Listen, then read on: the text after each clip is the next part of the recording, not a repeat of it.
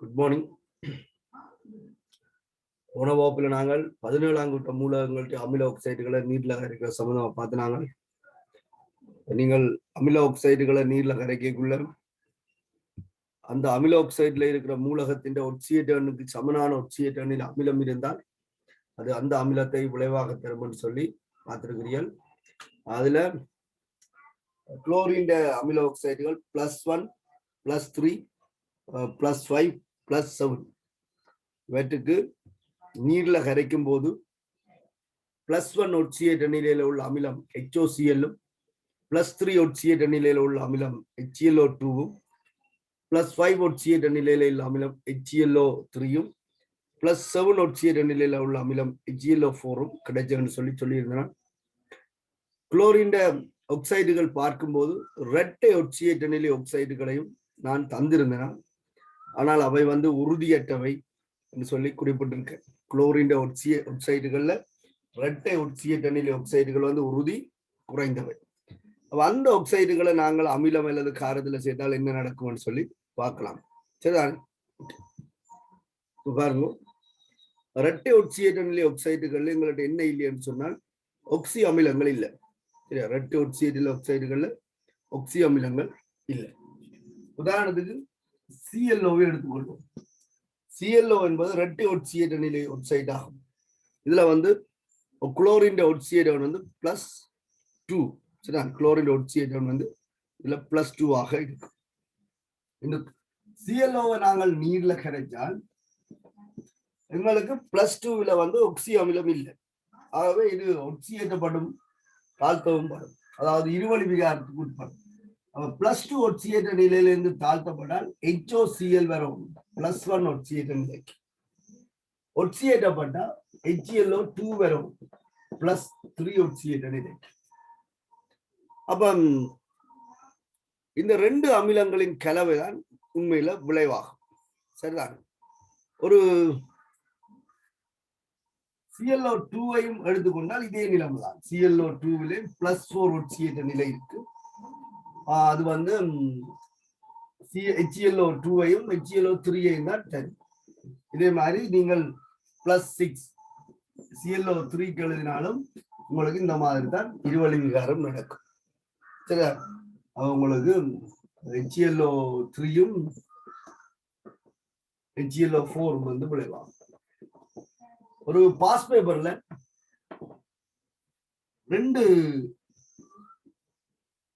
ரெண்டு வாயுக்கள் தரப்பட்டிருந்தது. ஒன்று ClO2, மற்றது NO2. இந்த ரெண்டும் நீர்ல கரைக்கப்படும் போது இது இருவழி விகாரத்துக்கு உட்படும் சொல்லி கேட்கப்பட்டிருந்தது. சரியா, இந்த ரெண்டும் நீர்ல கரைக்கப்படும் போது இது இருவழி விகாரத்துக்கு உட்படக்கூடியதுன்னு சொல்லி. ஆனால் இது ஒரு ABC கேள்வியோ அல்லது ஒரு கேள்வியோ இல்லை. இது சாதாரணமாக 5 விடைகள்ல இருந்து ஒரு விடையை தெரிவு செய்ய முடியுங்கள். இது ஒரு விடையாகவும் இது இன்னொரு விடையாகவும் இருக்கு. ஆனால் நாங்கள் படித்ததின்படி இந்த ரெண்டையும் நீர்ல கரைக்கும் போது 2 பேருக்கும் இருவழி விகாரம் நடக்கிறதுக்கு வாய்ப்பு இருக்கு. ரெண்டுமே இருவழி விகாரத்திற்கு உட்படக்கூடிய. அப்ப இதுல யாரோ ஒரு ஆளைத்தான் நாங்கள் தெரிவு செய்து கொள்ள வேண்டும், தெரிவு செய்து கொள்ள முடியும். அப்படி என்று சொன்னால் இந்த 2 மூலக்கூறுகளையும் எந்த மூலக்கூறு இருவழி விகாரத்துக்கு உட்படக்கூடியது என்பதை நாங்கள் வினைத்திறனாக எடுத்துக்கொள்ளலாம் என்று சொன்னால், இவர் இரட்டை ஒட்சியேற்ற நிலை ஆக்சைடு, உறுதி குறைந்தது. உறுதியான ஒரு ஆக்சைடோட உறுதி குறைஞ்ச ஆக்சைடு இருக்கு. இது இருவழி விகாரத்தாக்கத்துக்கு உட்படும் என்றது சரி. ஆனா அதை விட இது வலிமையான காரணம் உறுதியான ஒரு ஆக்சைடு. ஆகவே 2வது விடை என்று வரும்போது நாங்கள் இந்த விடையை தெரிவு செய்வதால் மிகவும் பொருத்தப்பாடாக இருக்கு. NO2 ClO2 உறுதியான ஒரு ஆக்சைடு என்பதை நாங்கள் இந்த வினாவிலிருந்து விளங்கிக் கொள்ளக்கூடியதாக இருக்கும். சரிதான், இந்த தாக்கத்தை நோட் பண்ணி கொள்ளணும். நான் எழுதையில் என்று நினைக்கிறேன் போன வகுப்புல. சரியா, குளோரின் இரட்டை ஒட்சியேற்ற நிலை ஆக்சைடுகள். இதுல நீங்க NaOH பயன்படுத்தினால் இதுல NaClO2 NaClO3 வரும்.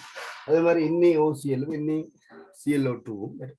நாங்கள் என்ன மாதிரி அமில ஆக்சைடை நாங்கள் காரத்துக்கு கூடாக செலுத்தியக்குள்ள எங்களுக்கு அங்க உப்பு நீரும் வந்துச்சோ அதே போல இங்கேயும் உப்பும் நீரும் வரும்.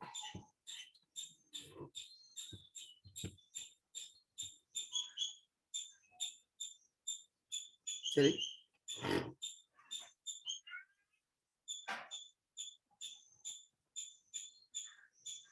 அடுத்த தலையங்கம் போட்டுக்கொள்ளுவோம். sp தொகுப்பு மூலகங்களில் sp தொகுப்பு மூலகங்களில் sp தொகுப்பு மூலகங்களில்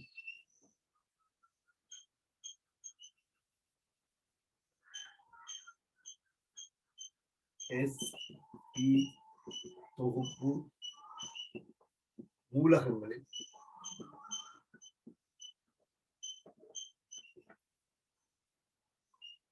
sp தொகுப்பு மூலகங்களில் ஆவர்த்தன போக்கு sp தொகுப்பு மூலகங்களில் ஆவர்த்தன போக்கு சரிதான். ஆவர்த்தன போக்கு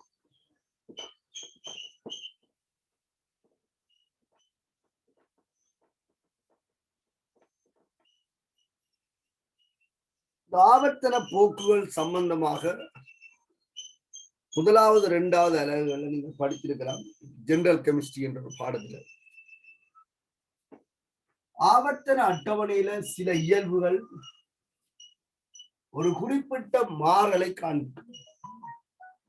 ஆவர்த்தன அட்டவணையில இருக்கிற சில குறிப்பிட்ட அட்டவணையை காண்பிக்கும்.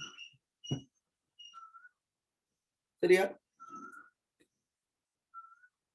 அதை நாங்கள் ஆவர்த்தன போக்குகள் என்று சொல்லிக் கொள்வோம். உதாரணத்துக்கு அணு ஆரை ஆவர்த்தனத்தின் வழியே குறையும் அப்படின்னு சொல்லி படிச்சிருக்கோம். இதுல நாங்கள் மேலும் சில தகவல்களை பார்க்க போறோம். sp தொகுப்பு மூலகங்கள்ல சரியான sp தொகுப்பு மூலகங்கள்ல சில இயல்புகள் ஆவர்த்தனத்தின் வழியே இடமிருந்து வலமாக செல்லும் போது ஆவர்த்தனத்தின் வழியே இடமிருந்து வலமாக செல்லும் போது ஒரு குறிப்பிட்ட மாறலை காண்பிக்கும். அதுல நாங்கள் அங்க பார்த்த இயல்புகள் தவிர்ந்த ஒரு சில இயல்புகளை இந்த இடத்துல பார்த்து கொள்ளலாம்.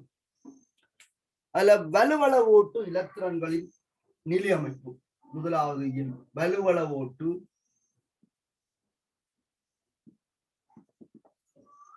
வலுவளவு ஓட்டு இலத்திரன் நிலை அமைப்பு.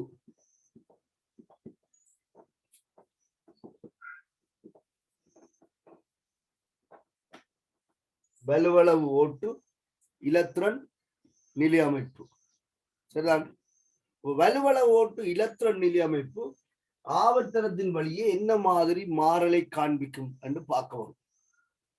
சரி, போர்ட் தச்சமே கிளியர் இல்லாம இருந்தா நான் சொல்றதை நீங்க நோட் பண்ணிக்கொள்ளுங்க.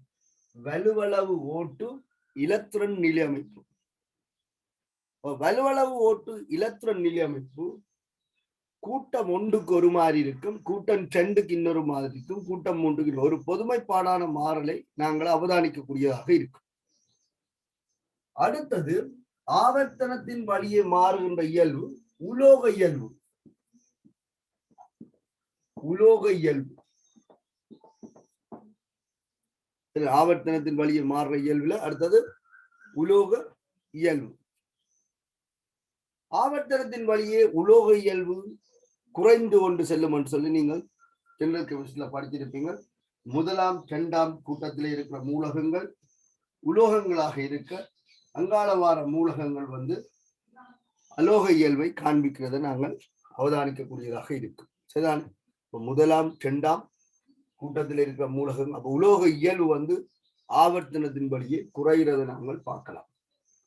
அடுத்தது பிணைப்பின் வகை. இங்க பாத்தீங்கன்னு சொன்னால் பிணைப்பு வகையும் ஒரு திட்டமான மாறலை காண்பிச்சு கொண்டு போகும். பிணைப்பு வகை உதாரணத்துக்கு கூட்டம் 1 கூட்டம் 2ல உலோக பிணைப்பு காணப்படும். அங்கால கூட்டம் 3 4 அங்கால போகும்போது இந்த உலோக பிணைப்பு பங்கீட்டுவல பிணைப்பாக மாறுவதையும் நாங்கள் பார்க்கலாம். அப்ப நாங்கள் இந்த இடத்துல sp தொகுப்பு மூலங்கள் ஆவர்த்தன போக்குகின்ற இந்த இடத்துல வலுவள ஓட்டு இலத்திரன் நிலை அமைப்பையும் உலோகத்தின் இயல்பையும் உலோக இயல்பையும் அவற்றின் பிணைப்பு வகையையும் சரியான பிணைப்பு வகையையும் உருகு நிலையையும்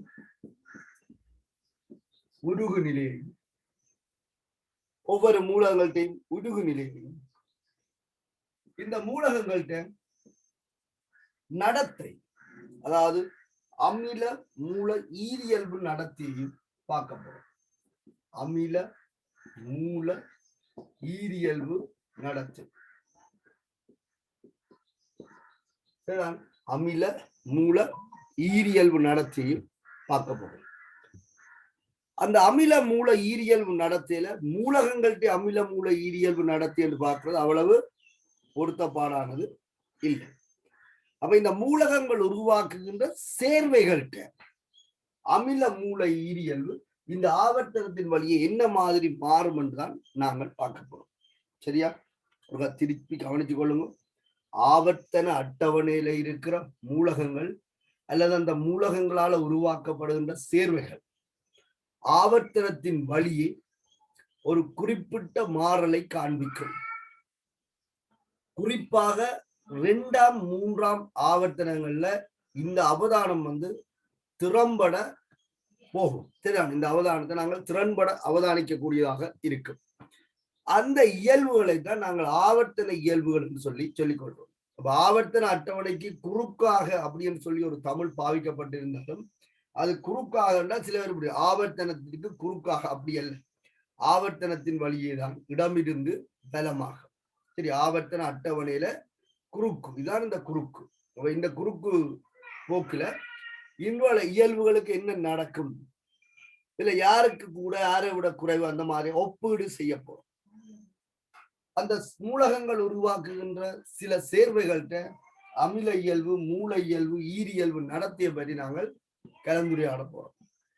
அப்ப என்ன மாதிரியான சேர்வைகள்கிட்ட அமில மூல ஈரியல்பு நடத்தைகளை நாங்கள் இப்ப கலந்துரையாட போறோம் என்று சொன்னால், இதுக்குள்ள நாங்கள் பார்க்க வேண்டிய அமில மூல ஈரியல்பு நடத்தையுடைய சேர்வை ஒன்று ஆக்சைடுகள்.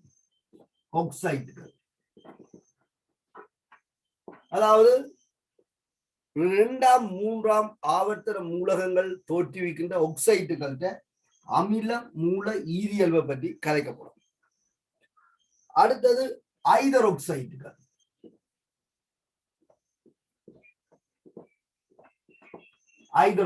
OH மைனஸ் சொல்லுவாங்க ஐதரோக்சைடு.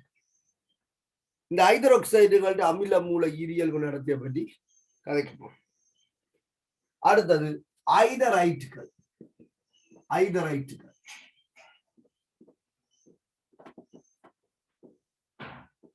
மற்றது குளோரைட்டுகள். இந்த சேர்வைகளுடைய அமில மூல ஈரியல்பு நடத்தைகள் எங்களுக்கு தெரிஞ்சிருக்க வேணும். எங்களோட சிலபஸ்ல இந்த விடயங்கள் குறிப்பிடப்பட்டிருக்கு.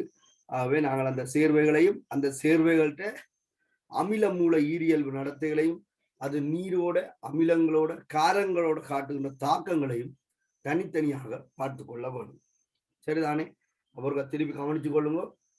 sp தொகுப்பு மூலகங்களின் ஆவர்த்தன போக்கில நாங்கள் வலுவளவோட்டு இலத்திரன் நிலையமைப்பு என்ன மாதிரி மாறுது ஆவர்த்தனத்தின் வழியேடு பார்க்க போறோம். அந்த உலோக இயல்பு என்ன மாதிரி மாறுதுன்னு பார்க்க போறோம். அதுல உள்ள பிணைப்பு வகைகளை பார்க்க போறோம். அந்த மூலகங்கள்கிட்ட உருகு நிலையை பற்றி பார்க்க போறோம். அந்த மூலகங்கள் உருவாக்குகின்ற அமில மூல நடத்தை, மூலகங்கள் உருவாக்குகின்ற சேர்வைகள்கிட்ட அமில மூல ஈரியல்பு நடத்தை. அப்ப அவை என்னென்ன சேர்வைகளை உருவாக்கிகளை நாங்கள் இந்த இயல்பை ஒப்பிட போறோம் என்று சொன்னால், ஒன்று ஆக்சைடுகள், பெராக்சைடுகள், ஐதரைட்டுகள் H-, ஐதரைட்டுகள், குளோரைட்டுகள். நாங்கள் ஒவ்வொரு தலையங்கங்களாக இந்த விஷயத்தை கிளியர் பண்ணணும்னு சொன்னா இன்னொரு அநேகமான விஷயங்களுக்கு நாங்கள் போயிடலாம். சரிதானே? அப்ப உங்களோட தலையங்கத்தை ஒரு தெளிவா போட்டுக் கொள்ளுங்க. S-P தொகுப்பு மூலகங்களின் ஆவர்த்தன போக்கு. S-P தொகுப்பு மூலகங்களின் ஆவர்த்தன போக்கு.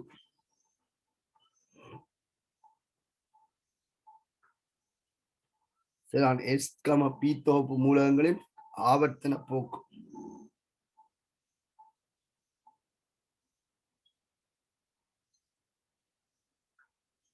விளைகொள்ளும் 2ஆம் 3ஆம் ஆவர்த்தனங்களில் 2ஆம் 3ஆம் ஆவர்த்தனங்களில்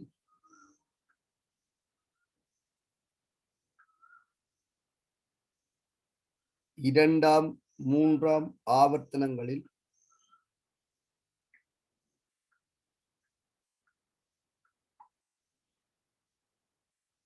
ஆவர்த்தனத்திற்கு குறுக்காக ஆவர்த்தனத்திற்கு குறுக்காக ஆவர்த்தனத்திற்கு குறுக்காக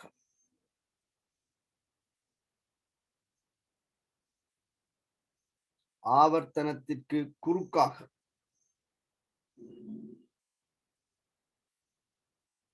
ஆவர்த்தனத்திற்கு குறுக்காக பிரக்கெட்டுக்குள்ள போட்டுக்கொள்ளுங்க.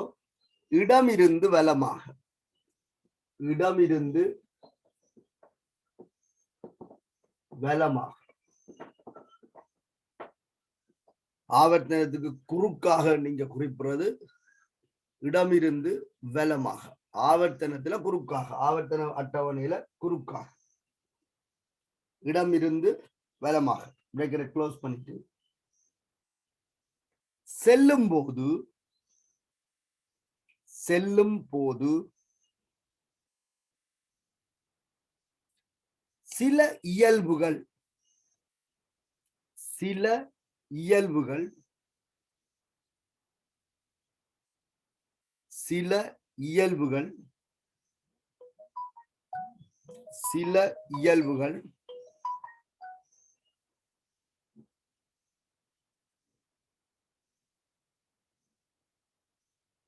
குறிப்பிட்ட மாற்றத்தில் அமையும். சில இயல்புகள் குறிப்பிட்ட மாற்றத்தில் அமையும்.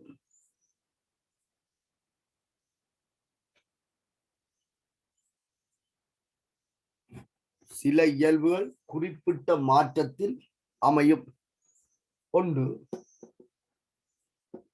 நான் சொல்றது எழுதிக்கொள்ளுங்க. ஒன்று வலுவளவு ஓட்டு இலத்திரன் நிலையமைப்பு. வலுவளவு ஓட்டு இலத்திரன் நிலையமைப்பு. வலுவளவு ஓட்டு இலத்திரன் நிலையமைப்பு. இரண்டாவது உலோக இயல்பு. உலோக இயல்பு. உலோக இயல்பு. மூன்றாவது பிணைப்பு வகை. பிணைப்புகள்ல படிச்சிருக்கிறீர்கள். உலோக பிணைப்புகள், அயன் பிணைப்புகள், பங்கீட்டு வேலை பிணைப்புகள், ஈதல் பங்கீட்டு வேலை பிணைப்புகள். பிணைப்பு வகை. அடுத்தது அந்த மூலகங்கள்ட்ட உருகுநிலை. உருகுநிலை. நாலாவது உருகுநிலை. உருகுநிலை. அஞ்சாவது அமில அமில மூல ஈரியல்பு நடத்தை. அமில மூல ஈரியல்பு நடத்தை. அமில மூல ஈரியல்பு நடத்தை. இதுக்கு கீழே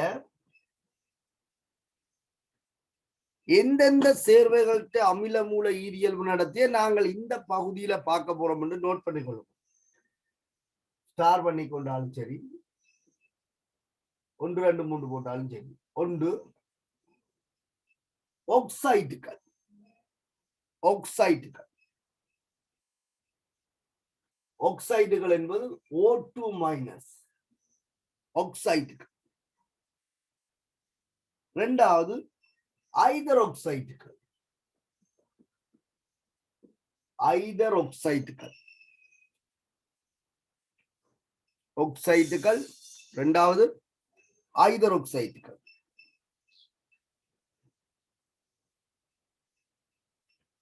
மூன்றாவது ஐதரைட்டுகள். ஐதரைட்டுகள். H minus ஐதரைட்டுகள். ஐதரைட்டுகள்.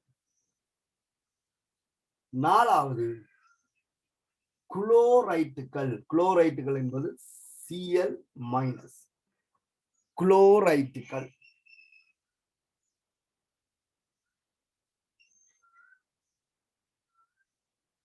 குளோரைட்டுகள்.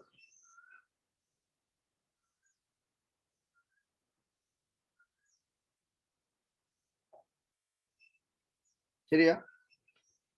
நாங்கள் எஸ் தொகுப்பு மூலகங்கள் முதலாம் இரண்டாம் கூட்டத்தில் இருக்கும். அங்கால 13ஆம் 14ஆம் 15ஆம் கூட்ட மூலகங்கள். ஏனென்றால் 2ஆம் 3ஆம் ஆவர்த்தனத்துல ஸ்பெஷலா கதைக்கிறோம். 2ஆம் 3ஆம் ஆவர்த்தனத்துல வந்து டி தொகுப்பு மூலகங்கள் இல்லை, அதுல எஸ்ஸும் பியும் தான் இருக்கு. அப்ப எஸ்பி தொகுப்பு மூலகங்கள் ஆவர்த்தன போக்கு. அப்ப 2ஆம் கூட்டத்துக்கு அடுத்ததாக 13ஆம் கூட்டம் அமையும். அலுமினியம் போரன் இருக்கிற கூட்டம் வந்து அமையும். சரிதானே?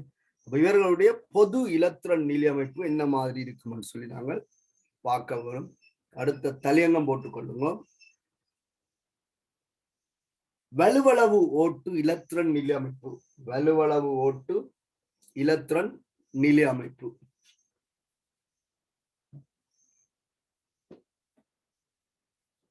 ஒவ்வொரு கூட்டமும் வந்து தனித்துவமான வலுவளவு ஓட்டு இலத்திரன் நிலையமைப்பை கொண்டிருக்கும். வலுவள ஓட்டு இலத்திரன் நிலையமைப்பை அடிப்படையாக கொண்டு அது எத்தனையாம் கூட்டம் என்பதை நாங்கள் இனங்காணலாம். வலுவள ஓட்டு இலத்திரனை அடிப்படையாக கொண்டு அது எத்தனையாம் கூட்டம் என்று சொல்லி எங்களால இனங்காணக்கூடியதாக இருக்கும்.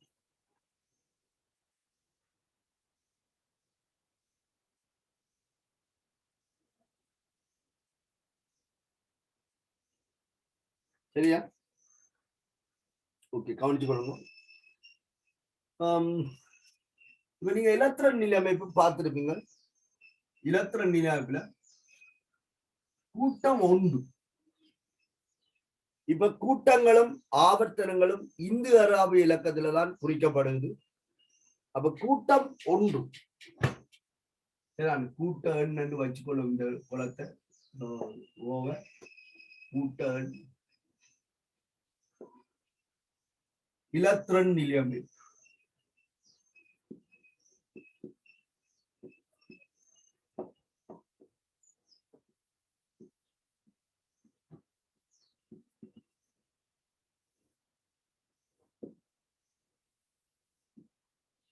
இலத்திரன் நிலையமைப்பு ஒவ்வொரு கூட்டத்திலையும் இலத்திரன் நிலையமைப்பு வந்து தனித்துவமாக காணப்படுகிறத நாங்கள் பார்க்கலாம். முதலாம் கூட்டம் மூலகங்கள்கிட்ட பொது இலத்திரன் நிலையமைப்பு பார்த்தீங்கன்னு சொன்னால் NS1 என்று வரும். முதலாம் கூட்ட மூலகங்கள்கிட்ட பொது இலத்திரன் நிலையமைப்பு NS1. N என்பது பிரதான சக்தி மட்டத்தை குறிக்கும். சரிதான்?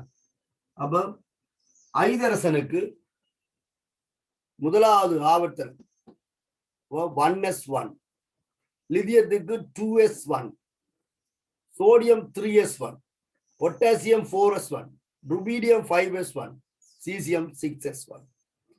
அப்ப இந்த குணகம் மாறுமே தவிர ஆவர்த்தனமாக இலத்திரன் நிலையமைப்பு வந்து S1 ஆகத்தான் இருக்கு. அதனால்தான் NS1 என்று சொல்லி பொது இலத்திரன் நிலையமைப்பை குறிப்பிட்டு இருக்கு. அதே போல இரண்டாம் கூட்டம் பெரிலியம், மெக்னீசியம், கால்சியம், ஸ்ட்ரோஞ்சியம், பேரியம் இவற்றின் இலத்திரன் நிலையமைப்பை பார்த்தீங்கன்னு சொன்னால் அவை NS2 என்று சொல்லப்படுகின்ற பொது இலத்திரன் நிலையமைப்பை கொண்டிருக்கு. அதாவது வலுவளவு ஓட்டு இலத்திரன் எண்ணிக்கை வந்து இந்த இலத்திரன் நிலையமைப்புல வந்து தெரியும். வலுவள ஓட்டு இலத்திரன் எண்ணிக்கை இந்த மூலகங்கள்ட்ட இலத்திரன் நிலையமைப்புல தெரியும். வலுவள ஓட்டு இலத்திரன் எண்ணிக்கை கூட்ட எண்ணுக்கு சமன் என்று சொல்லி நாங்கள் சொன்னாலும் இப்ப 13, 14, 15 என்று கதைக்கிறதால வலுவள ஓட்டு இலத்திரன் எண்ணிக்கை 2ஐ விட அதிகரிக்கும் போது 10ஐ கூட்டி கூட்ட எண்ணை நாங்கள் பார்க்க வேண்டும்.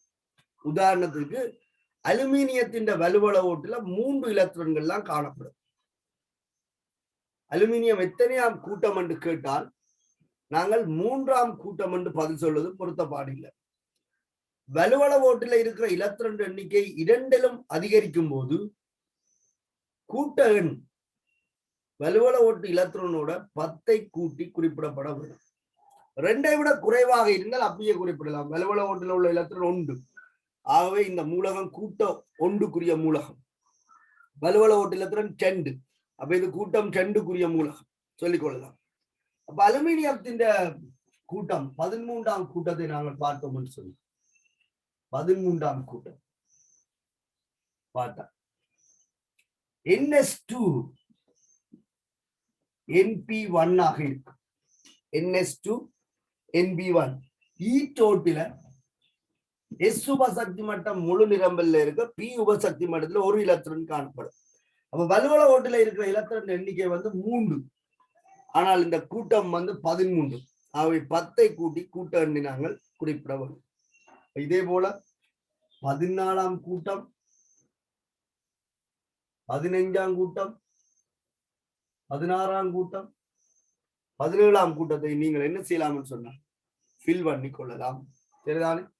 எழுதி கொள்ளுங்க. 14ஆம் கூட்டம் என்று சொன்னால் NS2 NB2. 15ஆம் கூட்டம் NS2 NB3. 16ஆம் கூட்டம் NS2 NB4.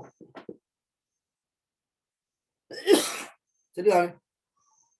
இதே போல 17ஆம் கூட்டத்தை நாங்கள் எழுதலாம். 17ஆம் கூட்டத்தை NS2 NB5. NS2 NB5. 18ஆம் கூட்டத்தை நான் இங்கால் எழுதுறேன். சரியா? 18ஆம் கூட்டம் NS2 NB6 ஆகவே இந்த S2P6 என்பது கவனிக்கொள்ளுங்க. S2P6 என்பது சடத்துவ வாயு இலத்திரன் நிலை அமைப்பு. சடத்துவ வாயு இலத்திரன் நிலை அமைப்பு.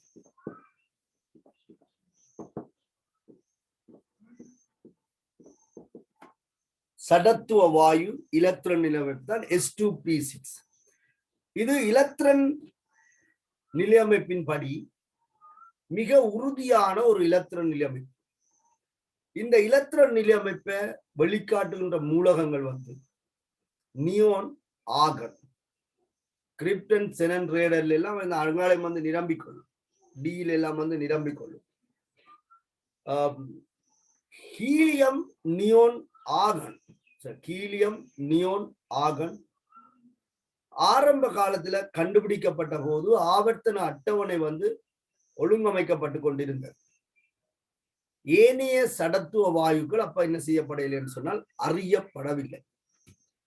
அப்ப ஆவர்த்தன அட்டவணையில இந்த 18ஆம் கூட்டத்துல ஹீலியம், நியோன், ஆர்கன் ஒத்த இயல்புகளை காண்பிக்குதுன்னு சொல்லி அதெல்லாம் ஒரே கூட்டத்துல போட்டு இந்த மூலகங்களுக்கு ரசாயன தாக்குத்திறன் இல்லை. சரி, ஹீலியம், நியோன், ஆர்கன் இந்த மூலகங்களுக்கு ரசாயன தாக்குத்திறன் இல்லை. ஆகவே இவற்றை நாங்கள் சடத்துவம் என்று சொல்லி சொன்னோம். அப்ப சடத்துவம் என்பது தாக்குத்திறன் அற்றது என்ற பொருளை தரும். சடத்துவம் என்பது தாக்குத்திறன் அற்றது என்ற பொருளை தரும். சரிதானே? சடத்துவம் என்ற என்ன? தாக்குத்திறன் அற்றது. அப்ப தாக்குத்திறன் அற்ற மூலகங்களாக இந்த 18ஆம் கூட்டத்தில் இருந்த மூலகங்கள் இருந்ததால இதை சடத்துவ கூட்டம் என்று சொல்லி அழைச்சாங்க. 18ஆம் கூட்டத்தை சடத்துவ கூட்டம். ஏன்? அந்த 18ஆம் கூட்டத்தில் இருக்கிற மூலகங்கள் ஹீலியம், நியோன், ஆர்கன். இதுல இந்த ஹீலியமும் நியோனும் ஆர்கனும் சடத்துவ இலத்திரன் இழப்பை காண்பிக்கும். S2P6. இந்த S2P6 தான் சடத்துவ இலத்திரன் இழப்பு காண்பிக்கும். மிகவும் உறுதியான ஒரு இலத்திரன் இழப்பு. ஆகவே ரசாயன தாக்கத்துக்கு உட்பட்டு இலத்திரனை வாங்க வேண்டிய தேவை இவைக்கு இல்லை. அப்ப இலத்திரன் சடத்துவ வாயுவா இருக்கிறதாலையும் உறுதியான இலத்திரன் நிலையை கொண்டிருக்கிறதாலையும் இது இன்னொரு மூலகங்கள் அல்லது சேர்வைகளோட தாக்கி இலத்திரங்களை பெற்றுக்கொள்ளாது. இன்னொரு மூலகங்களோட தாக்க வேண்டும் என்ற தேவையும் இல்லை, இலத்திரனை பெற்றுக்கொள்ள வேண்டும் தேவையும் இவருக்கு இல்லை. சரியா? அதுக்கு பிற்பாடு கண்டுபிடிக்கப்பட்ட மூலகங்கள் தான் இந்த கிரிப்டன், செனன், ரேடன். 18ஆம் கூட்டத்தில ஆவர்த்தன அட்டவணை எல்லாம் ஒழுங்கமைக்கப்பட்டு ஆவர்த்தன அட்டவணையில ஒவ்வொரு கூட்டங்களுக்கும் பெயர்கள் எல்லாம் வச்சா பிறகு கண்டுபிடிக்கப்பட்ட மூலகங்கள்லாம் இந்த கிரிப்டன், செனன், ரேடன். கிரிப்டன், செனன், ரேடன் வந்து உண்மையில S2P6 என்ற இலத்திர அமைப்புல இருக்காது. நீங்க இலத்திர அமைப்பை பாத்தீங்கன்னா தெரியும், அங்க டி எல்லாம் நிரம்பி இருக்கு. அதை சடத்துவ இலத்திர அமைப்பு என்று சொல்றேன். அப்ப அந்த மூலகங்களை நாங்கள் ஆய்வு செய்த போது செனன் என்ற மூலகம் ரசாயன தாக்கத்திற்கு உட்படுவது, குறிப்பிட்ட சில மூலகங்களோட ரசாயன தாக்கத்துக்கு உட்படுவது அவதானிக்கப்பட்டது. XCF2, XCF4, அதே போல XCOF4 இந்த மாதிரியான சேர்வைகளை செனன் வந்து தோற்றுவிக்குது. அப்ப கூட்டத்துக்கு வச்ச பெயர் வந்து இப்ப கேள்விக்குறியாக மாறுது. ஏன் இந்த கூட்டத்துக்கு என்ன பேர்? சடத்துவ கூட்டம். சடத்துவம் என்றா என்ன அர்த்தம்? தாக்குத்திறன் அற்றது. அப்ப தாக்குத்திறன் அற்ற மூலகங்களை அந்த கூட்டம் கொண்டிருக்கிறதால அதற்கு பேர் சடத்துவ கூட்டம். இப்ப கண்டுபிடிக்கப்பட்ட கிரிப்டன், செனன், ரேடன்ல ரசாயன தாக்கங்கள் அவதானிக்கப்படுது. அது குறிப்பாக செனன் வந்து இந்த சேர்வைகள், உறுதியான சேர்வைகளை உருவாக்குவது கண்டுபிடிக்கப்பட்டுச்சு. ஜெனரல் கெமிஸ்ட்ரியில மூலக்கூற்று வடிவம் பார்க்க இந்த மூலக்கூறுகள் எல்லாம் பார்த்திருப்பீங்க. அப்ப இந்த பேர் வந்து இப்ப பிரச்சனையா போகுது. என்று சொன்னால் இங்க தாக்குத்திறனுக்கு உட்படக்கூடிய மூலங்கள் இந்த கூட்டத்துக்குள்ள இருக்கு.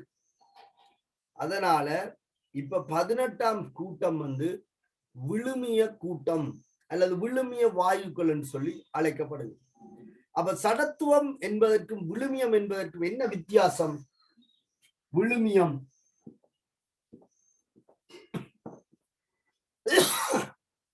சடத்துவம் என்பது தாக்குத்திறன் அற்றது என்ற பொருளை தர, விழுமியம் என்பது தாக்குத்திறன் குறைந்தது என்ற பொருளை தருது. அதிலையும் குறிப்பாக கீலியம், நியோன், ஆகனை குறிப்பிட்டால் அவை சடத்துவம் தான். ஏன் அவைக்கு இன்னும் ரசாயன தாக்கங்கள் அவதானிக்கப்படவில்லை. அப்ப நாங்க அவற்றை சடத்துவ வாயுக்கள் என்று சொல்லிக் கொள்ளலாம். அங்கால இருக்கிற செனன் வந்து விழுமிய வாயுக்கள். இப்ப பொதுவாக நாங்கள் 18ஆம் கூட்ட மூலகங்களை வந்து விழுமிய கூட்டம் என்று சொல்லியும் அங்கே இருக்கிற வாயுக்களை விழுமிய வாயுக்கள் என்று சொல்லியும் இப்ப நாங்கள் பயன்படுத்தி கொண்டு வரோம். அதுல ஹீலியம், நியோன், ஆகன சடத்துவ வாயு என்று சொல்லலாம் என்று அதுக்கு இப்பவும் தாக்கத்துடன் இல்லை. அங்க செனனை வந்து நாங்கள் சடத்துவ வாயு என்று சொல்லுவது பொருத்தப்பாடு இல்லை. காரணம் செனன் வந்து தாக்கத்துக்கு உட்பட்டு சேர்வைகளை தோற்றுவிக்குது. சரிதானே? இந்த விஷயத்தை நீங்க இந்த இலத்திர நிலையத்துல விளங்கிக் கொள்ளுங்க. இலத்திர நிலையத்துல உபசக்தி மட்ட முழு நிரம்பலும், உபசக்தி மட்ட அரை நிரம்பலும், பிரதான சக்தி மட்ட முழு நிரம்பலும் உறுதியானது. இலத்திர நிலையம் நீங்கள் ஜெனரல் கெமிஸ்ட்ரியில படிக்க பார்த்திருப்பீங்க. உபசக்தி மட்டம் இதுல எஸ் இன் அரை நிரம்பலை உறுதி என்று நாங்கள் குறிப்பிடுவதில்லை. உபசக்தி மட்டத்தின் அரை நிரம்பலும், உபசக்தி மட்டத்தின் முழு நிரம்பலும், பிரதான சக்தி மட்ட நிரம்பலும் உறுதியான இலத்திர நிலை அமைப்புகளை கொண்டது. சரியா? உங்களுடைய அட்டவணை ஒருக்கா ஃபில் பண்ணி கொள்ளுங்க. வலுவள ஓட்டு இலத்திர நிலை அமைப்பு தலையங்கத்துக்கு கீழே வலுவளவு ஓட்டு இலத்திர நிலை அமைப்பு தலையங்கத்தை போட்டுட்டு கூட்ட எண் வந்து 1, இலத்திர நிலை அமைப்பு NS1, கூட்ட எண் 2, இலத்திர நிலை அமைப்பு NS2, கூட்ட எண் 13, இலத்திர நிலை அமைப்பு NS2 NB1. 3 இலத்திரம் தான் வலுவள ஓட்டுல இருக்கும். ஆனா கூட்டம் வந்து 13 என்று அடையாளப்படுத்தப்படும். அதே மாதிரி 14க்கு NS2 NB2. அப்ப வலுவள ஓட்டு இலத்திர நிலையமைப்பை அவதானிப்பதன் மூலம் குறித்த மூலகம் எத்தனையாம் கூட்டத்திற்குரியது என்று நாங்கள் இனங்காணலாம். குறித்த மூலகம் எத்தனையாம் கூட்டத்துக்குரியதுன்னு சொல்லி எங்களால இனங்காணக்கூடியதாக இருக்கு.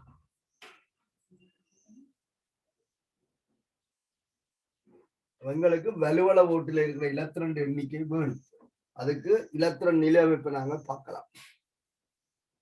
அப்படியே 18ஆம் கூட்டத்துக்கு NS2 NB6 வரை நீங்க அப்படியே நேரே ஒன்றா போட்டுக்கொள்ளும்.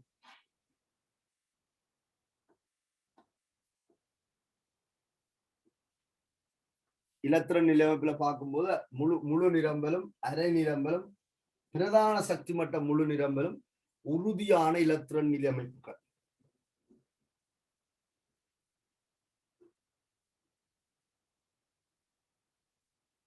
ஒரு மூலகத்தின் இலத்திரன் நிலையமைப்பை நீங்கள் பார்த்தால் அந்த மூலகம் எத்தனையாம் கூட்டத்தை சேர்ந்தது என்று கண்டுபிடிக்க தெரியும். இந்த எண்ணின் பெருமானமும் குறிப்பிடப்பட்டால் இது எத்தனையாம் ஆவர்த்தனம் தூரியன்னு சொல்லலாம். உதாரணத்துக்கு இப்ப 3s2 3p3 என்று சொன்னால் மூன்றாம் ஆவர்த்தனத்துல வலுவள ஓட்டில் 5 இலத்திரன்களை கொண்ட மூலகம். அப்ப 15ஆம் கூட்ட மூலகங்களுக்கு தான் வலுவள ஓட்டில் 5 இலத்திரன் இருக்கும். மூன்றாம் ஆவர்த்தனத்துல 15ஆம் கூட்ட மூலகம் வந்து பாஸ்பரஸ். ஆகவே நாங்கள் குறித்த மூலகத்தை அடையாளப்படுத்திக் கொள்ள முடியும்.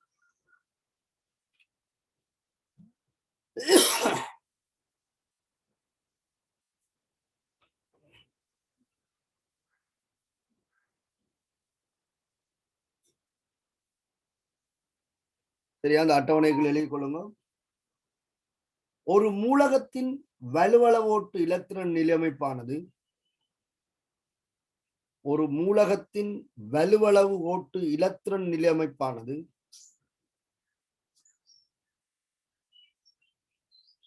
ஒரு மூலகத்தின் வலுவளவு ஓட்டு இலத்திரன் நிலையமைப்பானது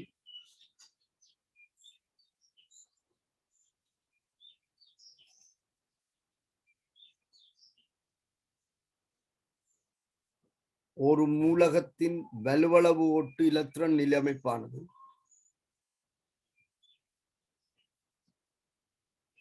அம்மூலகம்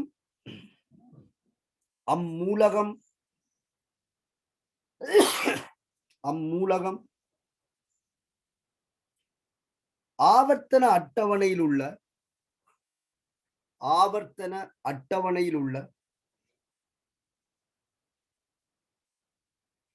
அம்மூலகம் ஆவர்த்தன அட்டவணையில் உள்ள நிலையை கொண்டு எதிர்வு கூற முடியும். ஆவர்த்தன அட்டவணையில் இது இந்த நிலையில இருக்குது என்று சொல்லி எதிர்வு கூறலாம். ஆவர்த்தன அட்டவணையில் உள்ள நிலையை கொண்டு எதிர்வு கூற முடியும்.